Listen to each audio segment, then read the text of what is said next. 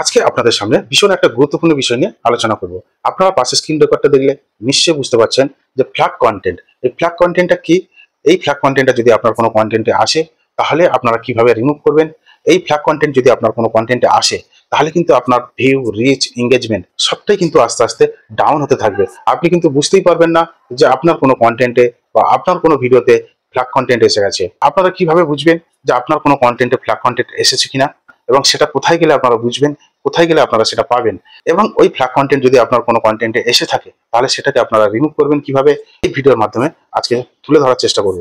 তা চলুন সেটা আমরা কিভাবে করব দেখে নিই।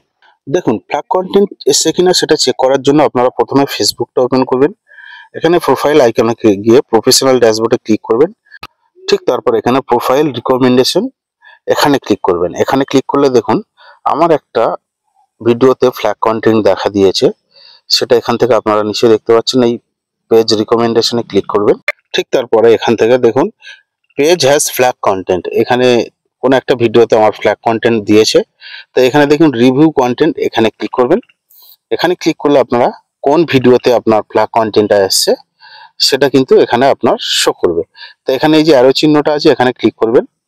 এখানে ক্লিক করার পরে এখান থেকে দেখুন আমার যে এই যে ভিডিও, এই ভিডিওতে ফ্ল্যাগ কন্টেন্ট দিয়েছে। এটা যদিও আমার নিজের ভয়েস, নিজের কন্টেন্ট, তার সত্ত্বেও কিন্তু ফ্ল্যাগ কন্টেন্ট দিয়েছে, হয়তো অন্য কোনো কারণে দিতে পারে।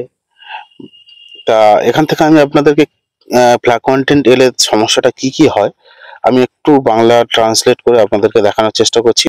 একটু দেখে নেবেন, বাংলা ট্রান্সলেট করে দেখিয়ে দিচ্ছি, একটু দেখে নেবেন। অনেকটা বড় হবে সম্পূর্ণটা পড়ে শোনাতে গেলে, তাই এই কারণগুলো আমি এখানে একটু দেখে নেবেন। এবার মনে করুন আপনি এই ফ্ল্যাগ কন্টেন্টটা ডিলিট করবেন। এখানে টেক অ্যাকশন বলে যে অপশনটা আছে ওখানে ক্লিক করবেন। করার পরে এখানে দেখুন ডিলিট পোস্ট, এই ডিলিট পোস্টে ক্লিক করে এখানে ডিলিট করবেন। এই ডিলিট করে দিলে এখান থেকে আপনার ওই ফ্ল্যাগ কন্টেন্টটা কিন্তু রিমুভ হয়ে যাবে। এখান থেকে দেখছেন আমার প্রোফাইলের দেখছেন পেজ হ্যাজ নো ইস্যু, ওখানে গ্রিন টিক মার্ক দিয়ে দিয়েছে।